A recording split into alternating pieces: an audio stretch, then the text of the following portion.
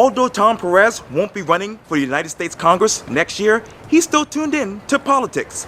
In this edition of Quintin's Close-Ups, I sit down with him one-on-one. And be sure to download the free Quintin's Close-Ups app in your Apple or Google Play stores.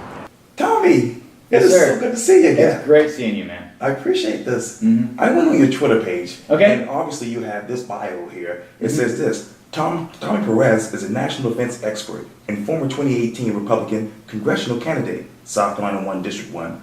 He is a husband, father, Navy veteran, and a Citadel alum. Who else is Tommy Perez these days? Well, these days, Tommy Perez is not so much of a veteran. When you think of veterans, you think people who have served. I'm still serving. Yeah.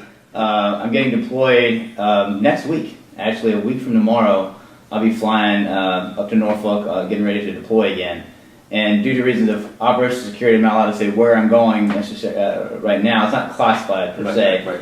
but we're not allowed to broadcast it on the internet. Right. But I'm a warfighter, so that's what I'm doing these days.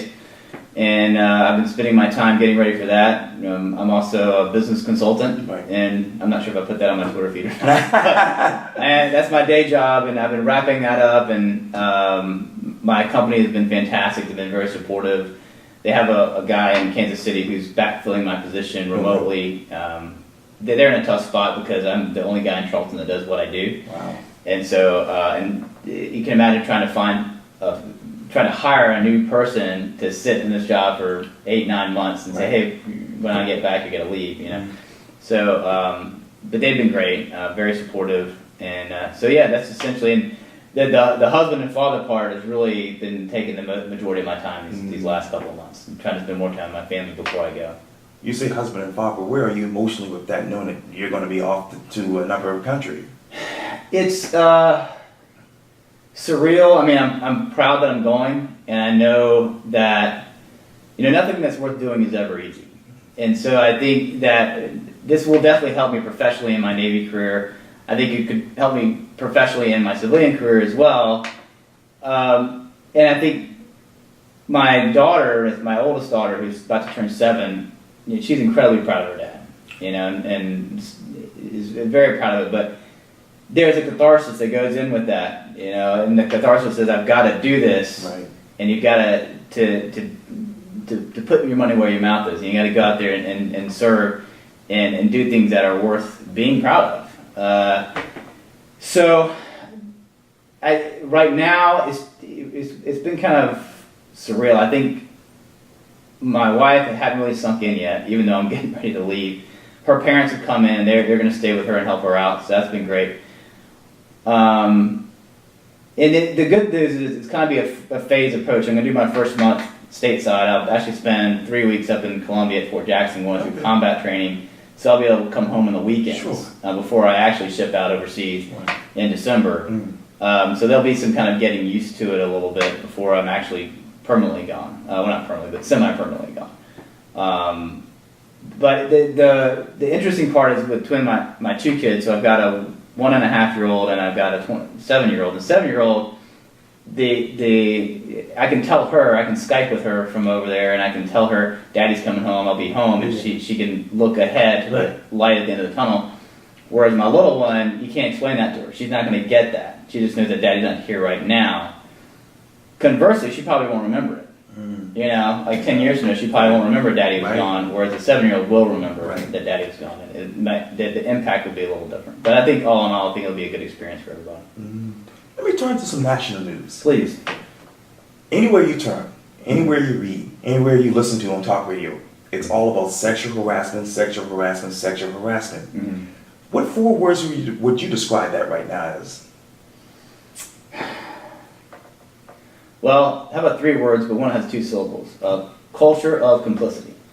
I think this speaks, because you're seeing it everywhere. It started with Harvey Weinstein, Right.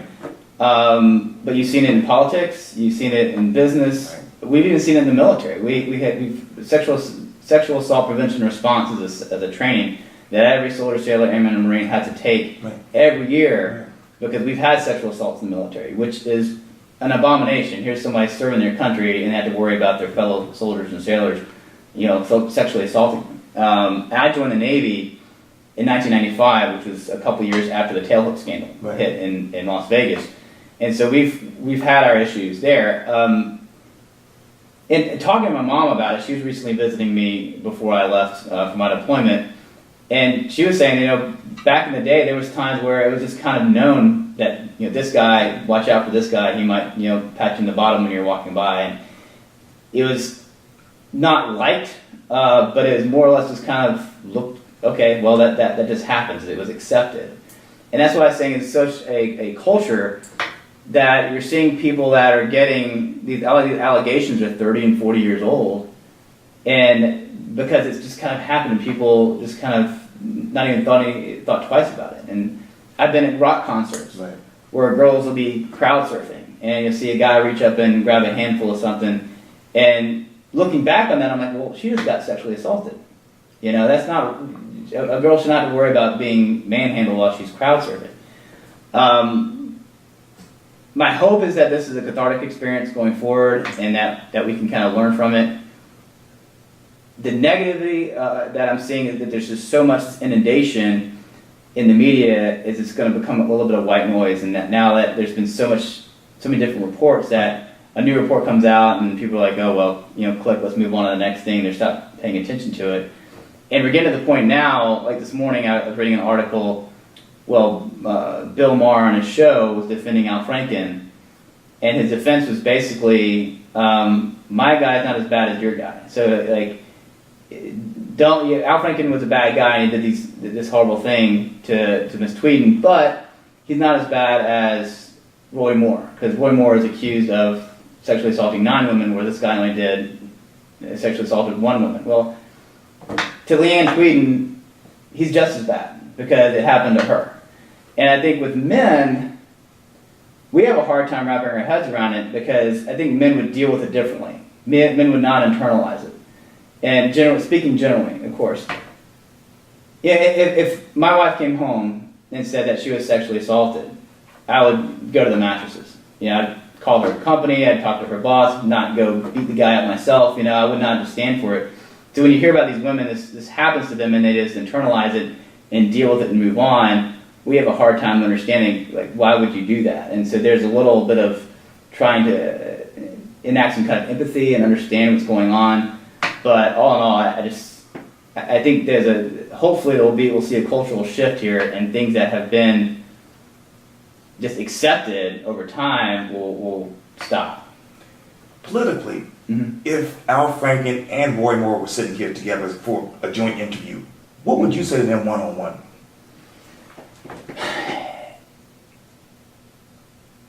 What would I say to them one-on-one? Man, that's a good question. Because with Roy Moore, the first thing you got to ask him, genuinely, and I would want to have the interview off camera. Okay. And talk to him man to man and say, look, brother, did you do it? Because at the end of the day, he was accused of it, and he said he didn't do it. There's no proof whether he did it or not. The court of public opinion thinks that he did it, because there's 9 women that said he did it, and most people say, well, we think he did it. At the end of the day, it's up to the voters in Alabama to decide, is he guilty or not? Is he guilty enough, am I going to vote for him or not, unless he decides to drop out of the race. So I would like to have a come to Jesus moment with him and saying, all right, look, did you do it or not? But assuming that they're both guilty, and we know that Al Franken is guilty because there's been photographic evidence and he said he was guilty. He owned up to it, to his credit. But just kind of what we were talking about is, look, this is not okay. And you can say, well, it was 20, 30 years ago. Look, man, I was around in the 1990s. I didn't do this kind of stuff. And so, and while it's one thing if you're on a date and you're trying to push your limits, but the girl says no and you back off, okay. But when you're touching a woman who's asleep, that's not cool, man. That's it's just not cool. So I would, with Al Franken and even Roy Moore, I think, have you learned from your mistakes? Are you going to move forward? And at the end of the day, you're applying to be a representative of people. And as a senator, you're applying to be a representative of the state. And I think the greater question is the people of that state. Is this the kind of person you want representing you? Does this person represent your values and how you want to conduct yourself? When you see this person, Al Franken, you got to think Minnesota. You see Roy Moore, you think Alabama. Is that who you want people to think about when they see your state? Do you want people, when they see Roy Moore, that's what they think about Alabama? When they see Al Franken, is that what you want them to think about Minnesota? So I think the greater question is to those people of that state, is this the kind of person you want representing you? The tax bill. This was reported on CNN on November 15th on their Twitter page. Republican Senator Ron Johnson announced he is opposed to the tax bill, making him the first member of the GOP to formally come out against the party's plan. So what should the plan be right now? Well, the good news for anybody, for Mr. Johnson, anybody else who doesn't like it, you haven't seen this is not it. The Senate has its own version of the bill. So it's passed the House, it's going to go to the Senate, they're going to tear it up and send it back to the House, going to go back to the committee and everything. So what ends up on the president's desk, eventually, hopefully, will not be this. Having said that, if you show me a perfect piece of legislation, I've got some oceanfront property in Arizona I can sell you. There's no such thing. It's a unicorn. Right. So there's some things in there I like, some things I don't like. It's clear to me that this bill was geared to help corporations. It cut corporate tax rate in small businesses. So corporations, it's geared to help businesses. Okay. Which isn't a bad thing. We want to make our businesses more competitive, make it easier for them to spend money on employees. Having said that, it doesn't really help individual taxpayers much at all. And in fact, I think some of us will be paying more tax on it, myself included. I fall in the 25% tax bracket, and I didn't really move anywhere. I was already in the 25% tax bracket.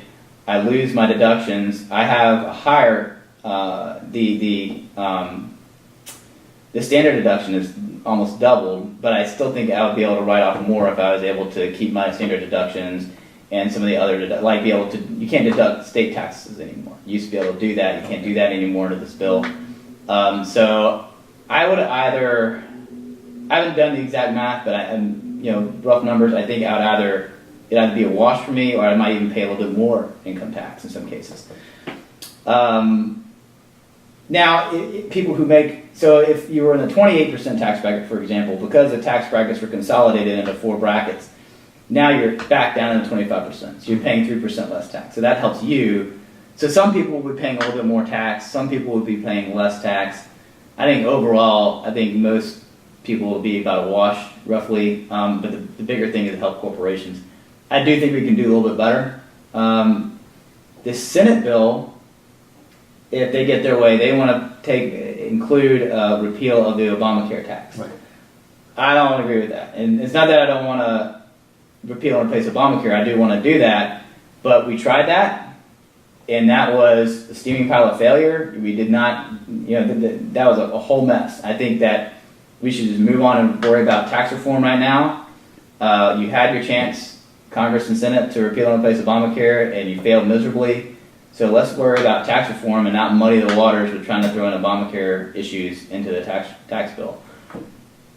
There's a loose yet somewhat valid argument that, well, it is a tax, so you could include it. Okay, yeah, that's a point there, but really and truly it's not a tax, it's a penalty veiled as a tax to make Obamacare somewhat constitutional.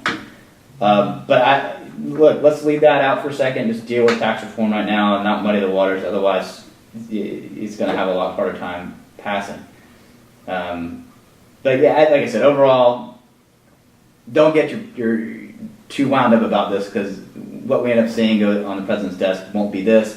But I think this is a good start, but there's definitely some improvement that needs to happen. Let's turn to the president. He spent 12 days in Asia on a trip there for this particular country. What did you learn from his trip to Asia? Well, he's sticking to his tough stance on trade, which, okay, is good. I think he seemed to actually have a pretty good experience in China. I was pretty happy to see that. Although as a conservative, I'm a big proponent of free trade, and I'm never one to endorse the federal government getting overly involved in telling companies who they can trade with and how they trade and things of that nature. So I want to kind of open up the trade as well, and not close down the trade so much. Trump is being Trump, and only Trump can be Trump, in that he tends to speak from the hip, and that's fine. But one thing, and speaking kind of more broadly to President Trump, something that I talked about actually in some Twitter posts many moons ago, was I'd like to see Donald Trump stop being so much of a candidate and be more of a president. And what I mean by that is he seems to still be playing to his base and the people who elected him, and there needs to be a certain point in transition where you don't need to worry so much about getting votes and donations to be worried about leading the country. And he seems he's still holding rallies and doing fundraisers and stuff like that. And I'd say, look, let's start leading the country now, and start leading not just the people who elected you and voted you in, but also everybody, and start being more of a statesman. Okay, 5 things people should know tomorrow when they pick up the paper or read the newspapers or watch Sunday's talk shows. That is Sunday talk shows. 5 things that they should know, just in general. Politically, yeah. Politically, well, one. So I was giving a speech at the Charleston Exchange Club in October, and I got a question from the field, and they asked me if the country was as divided as our politicians seem to be in Washington, D.C. And so I'm going to take a mulligan on that question, because I don't think I answered that question quite the way I wanted to. I left with regret, saying, I didn't. And the short answer is yes. We are that divided. We have a representative government, and that means that our government, to some degree, reflects the people. It's a government of the people, by the people, for the people. So the representatives are going to, by and large, act in accordance with what they think will play well in their districts or states and their voting booths and their voters. So, and so the one thing is our country is incredibly splintered. And the Republican Party is also splintered, and the Democratic Party is also splintered. And you have, speaking of the Democratic Party, you have the former interim chair of the DNC writing a book saying that Barack Obama bankrupted the party selfishly, saying that he didn't want to raise money and took all this money to get elected, left it $2 million in debt, allowing Hillary Clinton to come in and basically buy her nomination.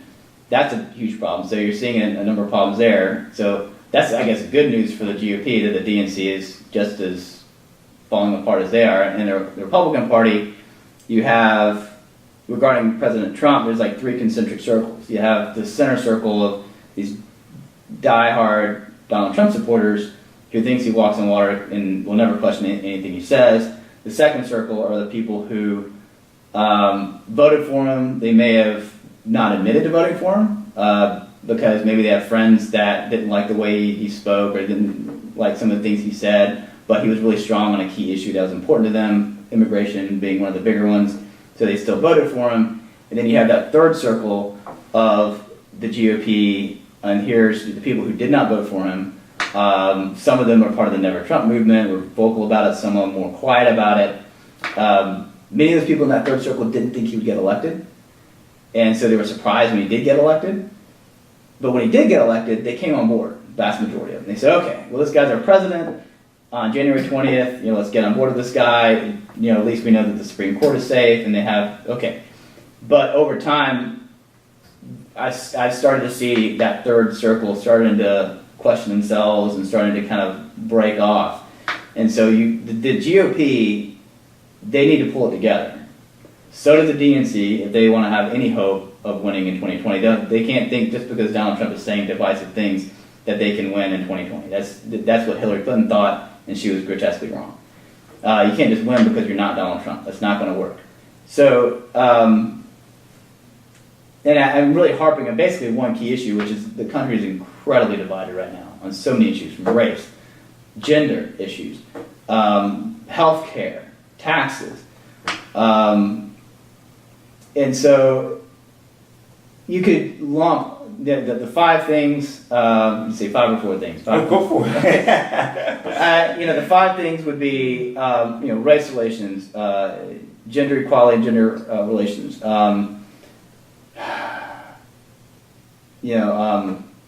healthcare, how we're going to deal with healthcare going forward, tax reform is a key issue, and national defense is always an issue, keeping the country safe. Sure.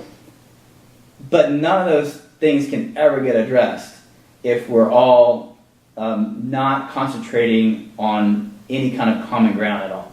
And it seems like we've lost the ability to do that, both in the parties as well as the country. And it seemed like years ago, we all could agree on what we wanted to do or where we wanted to get. And we would debate on how we're going to get there or how we're going to accomplish that goal. And that's fine, we can debate about the how, but we all said, okay, we want to have our own independent country.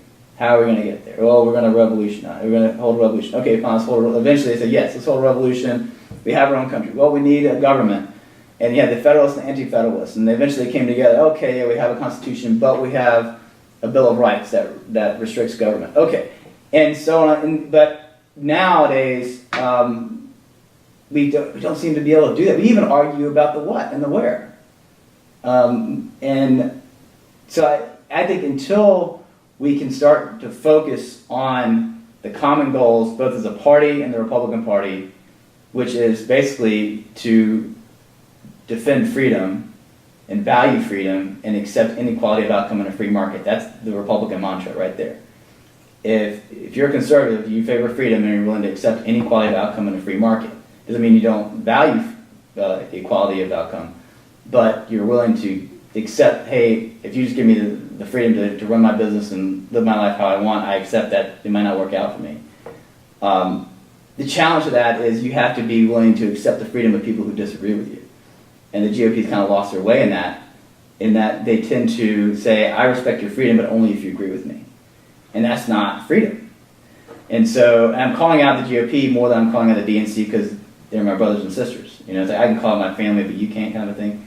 And so I'm much more harder on the GOP because I am one of them, and I expect more out of the GOP.